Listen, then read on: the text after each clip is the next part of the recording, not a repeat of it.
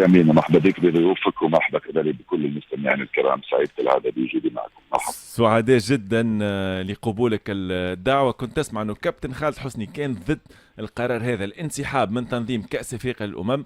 الكابتن محمد سلامة مع القرار هذا لأنه الأمور تبدو محسومة، وانت حكيت على الكواليس، حكيت على فوز المغرب بتنظيم كأس افريقيا للأمم 2025. هل أنت سيد أستاذ العزيز حفيظ دراجي مع الانسحاب أو ضد؟ نحب نعرف رأيك.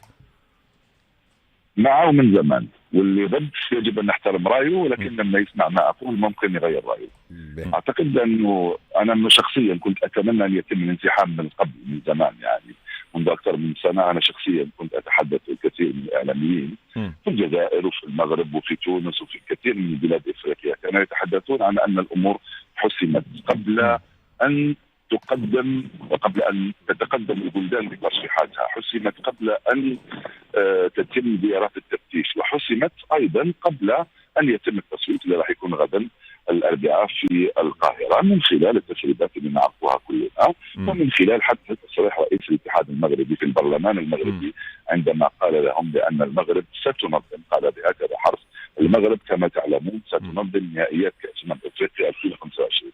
كان على الاتحاد الجزائري ان يعلن انسحابه مدعك تعبيرا عن رفضه للاعب يعتقد الجزائريون بانها موجوده على مستوى الكاف، وتعرف بان الجزائر ضعفت في السنوات القليله الماضيه على مستوى التمثيل في القاره الافريقيه، وهذا امر طبيعي جدا لان الدنيا هكذا دوار، نقولوا يوم لك ويوم عليك. لا يجب ان نبكي على هذا، بل بالعكس، برافو اللي يتمكن من انه يفوز بحرب الكواليس، وبرافو على اللي يقدر يفوز ايضا بالنفوذ، الله يسهل عليه. ولكن بالنسبه للجزائريين مع ظهور مكتب جديد ورئيس جديد اتضح بانه تنظيم كاس افريقيا ليس من اولوياته، لانه الخطا كان من الاول. تعرف بانه كاس افريقيا 2025 ستاتي شهر بعد انتخابات الرئاسه في الجزائر، وتاتي شهران بعد انتخابات رئيس جديد للاتحاد الجزائري في مارس 2025. هذه معطيات كافيه لكي الجزائري او الاتحاد الجزائري يعبر، ينسحب. ليس هو الاول ولا الاخير، الناس انسحبت من تنظيم اولمبياد وتنظيم كاس العالم وتنظيم كؤوس افريقيا وبطولات كثيره جدا. الامر انا بالنسبه لي عادي وطبيعي جدا. كنت مستاء نوعا ما انت ممكن من تصريح فوزي لقجع امام البرلمان المغربي عندما كان يتحدث بكل ثقه، حكى على مركب فاسلي، قال سيحتضن مباريات كاس افريقيا للامم، وطالبت ممكن حتى انه الاتحاد الجزائري يشكو هذا للكاف. طلبت انه ينسحب لانه اخلاقيا لا يجوز، يعني حتى ولو انت متاكد، انا متاكد وهو متاكد والناس كلهم متاكدين بان كاس افريقيا راح تكون 2025 راح تكون في المغرب. حتى ولو كنت متاكد باعتبارك عضو في اللجنه التنفيذيه للكونفدراليه تحافظ على اخلاقيات الممارسه، فيجب عليك الا تصرح بهكذا تصريح. تحاول ان تقنع برنامجك مثل ما شئت، لكن ان تعلن صراحه وتقول لهم كما تعلمون فإن الاتحاد المغربي سينظم كأس أفريقيا، أعتقد بأنه خرجنا عن القواعد. هات نحكي أستاذ حفيظ على ملف الجزائر. ما هي النقائص حسب رأيك في ملف الجزائر مقارنة بملف المغرب؟ والمغرب يعني تعودت على التنظيم في السنوات الأخيرة، تظاهرات عالمية، مونديال الأندية. الجزائر ربما عادت للساحة من خلال تنظيم الشان. شنو اللي ينقص الجزائر، خاصة أنه برشا حديث على ممكن على نزل في البنية التحتية، ملاعب تدريب، ولو أنه الملاعب اللي تم تشييدها مؤخرا كانت ملاعب ممتازة، نحكيو على نيلسون مانديلا، على تيزي وزو، ملاعب حقيقة على أعلى مستوى في الجزائر. أنا هنا لست في مقام المقاربة أو المقارنة بين الجزائر والمغرب أو الجزائر وأي بلد آخر. أنا فقط كنت أتمنى أن تتم الأمور بكل نزاهة، والأعضاء اللجنة التنفيذية يختاروا مثل ما شاءوا، ولا يكون فيه ضجيج ولا حديث ولا تسريبات من سنة على أن البطولة ستكون في المغرب والثانية تكون في بلد ثاني. أنا أتحدث عن اخلاقيات معينه نعرف بانه فيه لعبه كواليس، وهذا امر عادي، نعود نذكر بانه امر عادي. ولكن الجزائر يا سيدي نظمت في ظرف 6 أشهر العاب متوسطيه والعاب عربيه، وانت تعرف العاب متوسطيه والعربيه هي فيها 3000 رياضي، يعني اكبر من تنظيم بطوله كاس افريقيا. كاس افريقيا كم فيها؟ 24 نادي في 50 في 100 شخص يا سيدي، راهم مش حال يكونوا 2000. لكن شعاع اكبر. الالعاب اشعاع الالعاب العربيه والمتوسطه. انا معك، نتكلم عن العدد والتعداد والقدره على تحمل هذه التبعات. فاعتقد بانه الجزائر امكانياتها اليوم اكبر من امكانيات الكاميرون في الدوره السادسه، حتى الان هذا واضح طبعا. الملاعب في الكاميرون. الجزائر اكبر من امكانيات كوت ديفوار اللي لحد الان قبل 3 اشهر الملعب الرئيسي لم يجهز بعد. انا شفناه في مباراه وديه، الغيت المباراه التي كانت مقرره فيه. فما تقوليش بانه هي قضيه امكانيات. الجزائر وتونس ومصر والمغرب وجنوب افريقيا هذو كلهم عندهم امكانيات باش ينظموا. القضيه ليست قضيه لا حاليا تونس لا يا استاذ حفيظ، حاليا تونس لا استاذ حفيظ. عندنا ازمه على مستوى البنيه التحتيه. اليوم ممكن لا لانه العدد صار اكبر والظروف تاع تونس مختلفه شويه. لانه ما تنسى بانه عدد المنتخبات صار اكبر. تونس نظمت في 2004 والجزائر في 1990 كانوا 8 منتخبات. تونس اعتقد كانوا 16 4 مجموعات، 4 فرق من كل مجموعه. كانوا 16 في 2004. وكانت الملاعب حاله اخرى وكانت البنيه التحتيه افضل. كانت الامور مختلفه تماما. وبعدين بافريقيا وشفنا بطولات نظمت في ويعرف الكابتن نظمت في لا فنادق ولا ملاعب ولا ملاعب تدريب. ما تقول لي. وبعدين الجزائر نظمت شان هي بطوله افريقيا مصغره، نفس عدد المنتخبات والملاعب كانت ما شاء الله والفنادق موجوده. ما اعتقدش بانه الامور، وانا هنا لست للمقارنه. يعني كان ممكن نتقاسم كلنا الدورات الثلاث القادمه، يعني الجزائر والمغرب والسنغال. السنغال ظهرت مؤخرا ونيجيريا والبنين. كان ممكن يكون فيه مش تقاسم الكوكا، يكون فيه تناغم وانسجام وتفاهم على انه يلا انت تونس خذ هذه وانا ناخذ اللي بعدك وانت خذ هذه، ويكون فيه توافق لاسره كرويه واحده. الكابتن عنده سؤال يحب يتفاعل معك استاذ. استاذ حبيبي، شو احوالك؟ لاباس خويا؟ حبيبي خويا، حضر رايك ولا غيرت رايك ولا لسه؟ نعم، غيرت رايك ولا لسه؟ غيرت رايك ولا لسه؟ لا ما غيرش رايي. انت تعرفني وعشت ما بعد في بين وحتى قبل بين. ربي يفضلك. شو انا بالنسبه لي انا الخطا في انني لا وش خطا فيك؟ لا وش خطا فيك؟ لا هو حريه الراي، كل واحد يحترم رايه ويحترم حتى انا بالنسبه لي انا كالجزائر كبلد كبير وكتاريخ وكذا، عملت ثورة في تشييد المنشآت الرياضية أول مرة في تاريخ الجزائر. ثورة كبيرة بمواصفات عالمية. أوكي، إذا هذه المنشآت ستبقى للاستقطاب التظاهرات مش المحلية، معناها الإفريقية القارية بس، هذا معناها بالنسبة لي أنا خطأ كبير وكبير جدا. لماذا أقول هذا؟ لأن المنشآت اللي عملتها الجزائر هي لاستقطاب تظاهرات دولية وعالمية، وليست معناها شان ولا كذا. مثلا كأس عالم الأندية، مثلا كؤوس العالم اللي تحت 16 17 18. لماذا أقول هذا؟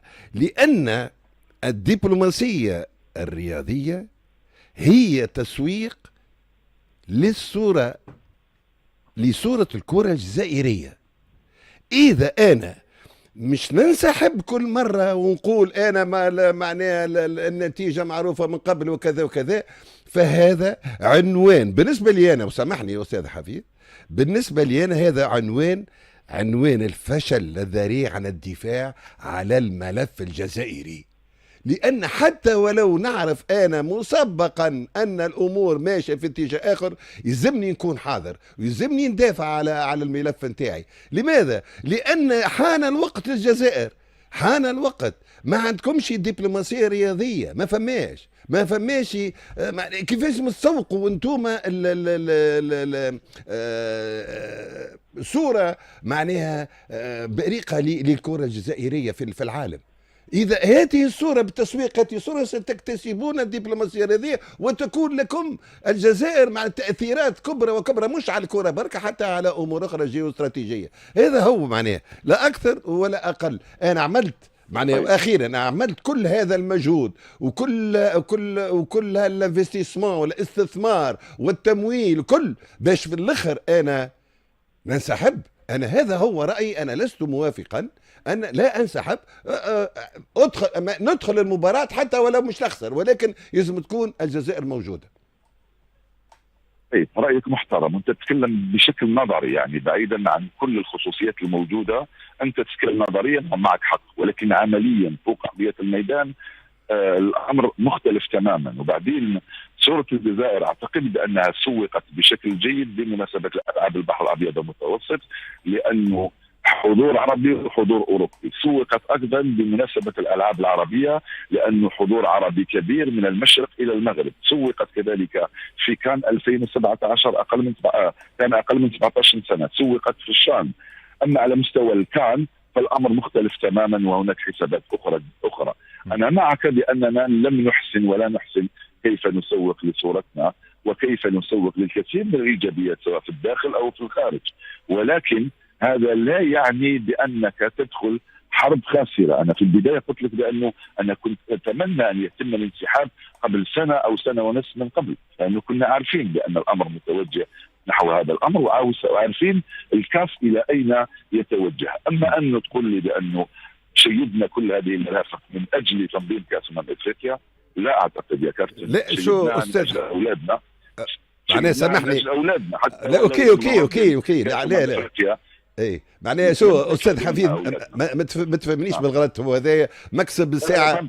لا هو مكسب لكره القدم الجزائريه والرياضه الجزائريه عامه، ولكن انت قبل في تفسيرك استاذ تقول ان الكان لو الجزائر كانت تاخذ كان ما يجي في الوقت نتاع الانتخابات الرئاسيه ومانيش عارف.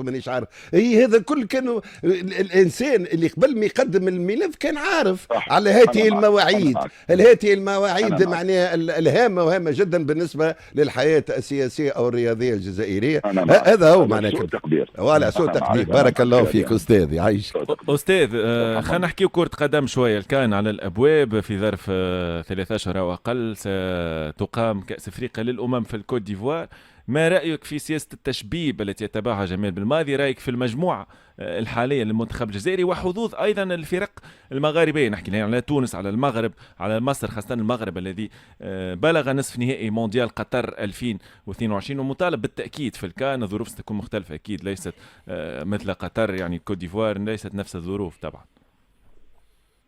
اعتقد بان حظوظ المنتخبات المغاربيه اوفر واكبر بكثير، وعلى راسهم المغرب، هذا ولا واحد يقدر يشك فيها ويتراجع عنه. بعدين ياتي كليه بنفس الحظوظ مصر والجزائر وتونس، لكن المغرب يبقى الاوفر حظا نظريا وعلى الورق. انت تعرف ظروف افريقيا مختلفه تماما عن ظروف اللي لعبت فيها مونديال قطر. بالنسبه لسؤالك الاول بالنسبه للمنتخب الجزائري، اعتقد بأن العمل اللي يقوم به جمال بالماضي الان في منتهى الروعه، انه قدر يغذي المنتخب بجيل جديد، شبان جديد. اولا خلقوا المنافسه، ثانيا خلونا ندرك بانه المنتخب الجزائري عنده مستقبل. يعني المنتخب الجزائري مش فقط محرز وسفيان فغولي، اسلام سليماني، بوجاحله، كاين اولاد جايين وجيل صاعد يضمن لك ممكن سنوات اخرى من الديمومه بالنسبه للمنتخب الجزائري، يخلق منافسه. لذلك انا كنت اتمنى ان يتم ذلك مباشره بعد الاقصاء من مونديال قطر. هو جمال تاخر، عنده حساباته، انا لما اساله لذلك لا املك الاجابه، فكنت اتمنى ان يكون ذلك بعد الاقصاء. جاء الان، مش عارف اذا متاخر ام لا، لانه بقتنا 3 أشهر على نهائيات كاس افريقيا، ولكن لا اعتقد بان جمال سيغامر اكثر من ذلك، وراح نشوفوا 5 أو 6 لاعبين مثلا في التشكيل الاساسي من الاولاد الصغار. راح يرجع للاعبين اللي عندهم خبره وتجربه في منافسه مثل هذه، وبعدين في تصفيات كاس العالم اعتقد يعتمد على الاولاد والشباب. الجماهير في تونس متغشين عليك شويه على حنبال المجبري، قالوا لك علاش تقول حنبال لا يقدر؟ علاش تقول حنبال لا يقدر؟ قالوا لك ماتش بيرنلي. وين؟ في ماتش بيرنلي مستحيل. مباراة بيرنلي. لا يقدر على ماذا؟ لا بالعكس، على فوز ممكن بثنائيه، على لحق بكوره. حنبال محبوب جماهير في تونس يا استاذ. في تعليق لا طبعا، لا في تعليق على كوره ممكن قلت لا يقدر، معناها انه ما يقدر يلحق عليها، فكانت بعيده الكوره وهو لا يقدر يلحق فيها. لا صدقني لما نفدكم معنا مش في ذهني انه هذا وهذا جزائري، والله العظيم رايك في بدايه حنبال وانت علقت عليه؟ لا قلت عليه كلام جميل، قلت لانه الولد هذا راهو يكبر كل دقيقه يلعبها وكل يوم يعيش في مانشستر يونايتد. كان احتياطي في المره اللي فاتت سجل، اليوم اساسي باش يلعب اساسي في مانشستر يونايتد، مش في متناول اي واحد. وقلت يجب ان يستثمر في هذه الفرص التي تاتيه في هذه الظروف الصعبه اللي موجود فيها فريق مانشستر يونايتد، لازم يستثمر فيها. وبعدين لازم تروحوا على لاعبين مثل هادو بشويش، يعني مثلا بوعناني انا ما نطلعوش للسماء، لازم نروح له بشويش. بوعناني وشايبي فيها اولاد صغار جايين، صعب انك تقول عليه نجم كبير ولاعب كبير وضمن مكانه، لا لا لا لا لا. روح له غير بالتي يحسن.